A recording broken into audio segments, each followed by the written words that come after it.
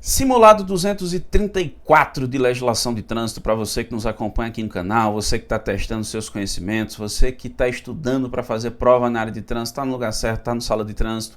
Aqui são sempre 3 questõezinhas por vídeo e nessa brincadeira já são 234 vídeos de simulados de legislação de trânsito aqui, 0800, com mais de 750 questões respondidas e comentadas para vocês. Vamos lá para mais um simulado, que é o simulado 234 e a primeira das questões, que é a questão número 750. A questão número 750 é a seguinte, ó. Considera-se veículo de fabricação artesanal todo e qualquer veículo de uso próprio, concebido e fabricado unitariamente sob responsabilidade individual de pessoa natural ou jurídica, atendendo todos os preceitos de construção veicular. Olha lá, né? E de antemão, essa é a definição correta, né, do que é um veículo de fabricação artesanal, por isso que a questão está certa. Opa, deixa eu me colocar aqui. E aí você encontra no CTB previsão nesse sentido, tá certo? Lá no artigo 106 do Código de Trânsito Brasileiro, você vai encontrar informações, previsões ali sobre essa questão de veículo de fabricação artesanal e as regras realmente para que se possa registrar um veículo de fabricação artesanal. Nós temos uma norma do CONTRAN sobre o tema, que é a resolução número 699 de 2017. Essa é a norma do CONTRAN que vai tratar dessa questão de veículo de fabricação artesanal. Aí tem a necessidade de laudo de engenheiro, enfim, tem todo um procedimento, todo um regramento nessa resolução 699 de 2017 do CONTRAN. Inclusive, eu tinha iniciado uma série de vídeos sobre resoluções do CONTRAN. Espera aí. Pigarro, né?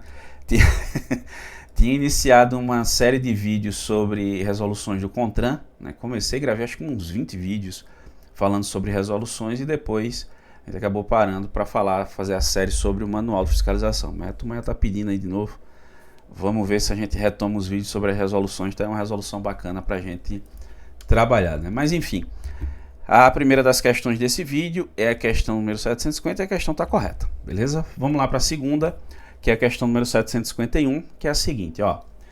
Na hipótese de uma deliberação do presidente do CONTRAN não ser aprovada pelo plenário do CONTRAN no prazo de 120 dias, ela vai perder a sua eficácia, com manutenção dos efeitos dela decorrentes, salvo nos casos de sua reedição. Olha lá, né? Olha lá. Pessoal, a questão aqui é a seguinte, vejam só. Nós não tínhamos na redação original do CTB alguma regra ali sobre prazo de deliberação, questão de o que acontece caso ela não seja aceita, tal. Enfim, isso aí é novidade na legislação. A redação atual desse dispositivo foi dado pela Lei 14.599, né? E vocês vão encontrar isso no artigo 12 do CTB, que trata das competências do CONTRAN, especificamente em seu parágrafo 4º, lá no Código de Trânsito Brasileiro, tá bom? Vejam só para quem talvez não esteja familiarizado com essa expressão aqui, ó, deliberação do presidente do CONTRAN. Vejam só, com algumas mudanças que nós tivemos na legislação, ficou um pouquinho tem um pouquinho mais de exigência, vamos dizer assim, um pouquinho mais de critério para se publicar uma resolução. Eu lembro que quando eu comecei a estudar trânsito, a trabalhar com trânsito, eu lembro ainda a primeira resolução que eu estudei mais a fundo. Ela tinha sido publicada, tinha acabado de ser publicada, acho que foi uma das primeiras, foi a resolução 254, lá de 2007, e eu já trabalhava com trânsito, mas foi quando eu comecei a estudar as resoluções, e ela falava sobre película, né, película nos vidros do veículo.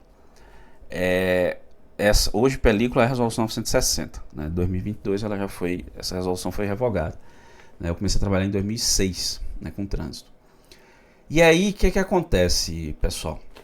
Era muito comum você praticamente toda semana, às vezes chegava ali final do mês, você tinha várias resoluções publicadas e tal. Tanto é que nós já passamos de 1000 resoluções do CONTRAN. Se para quem é profissional da área não é tão fácil você acompanhar a publicação de resoluções ou as atualizações da legislação de trânsito, incluindo publicação de resolução, imagine para o condutor, para o leigo, aquele cara que tem um carro de sair para trabalhar, vai de casa para o trabalho, trabalho para casa, para a faculdade, vai passear com a família no final de semana, enfim, não é fácil acompanhar tanta mudança na legislação. Então, diante disso, nós tivemos algumas exigências, mudanças e exigências para que o CONTRAN publique uma resolução. Por exemplo, antes de publicar, tem que se colocar a minuta da resolução na internet, no site Senatran, e fica lá por 30 dias disponível para consulta pública, e depois que encerra a consulta pública, ainda vão se debruçar sobre as propostas, né, que foram trazidas durante a consulta pública. Devido à respectiva Câmara Temática do CONTRAN vai se debruçar sobre isso até submeter o tema ao plenário do CONTRAN para que ele seja aprovado ou não. E os membros do CONTRAN, os conselheiros, são ministros de Estado ou pessoas do alto escalão dos ministérios. Aí lá no artigo 10 do CTB você confere isso daí.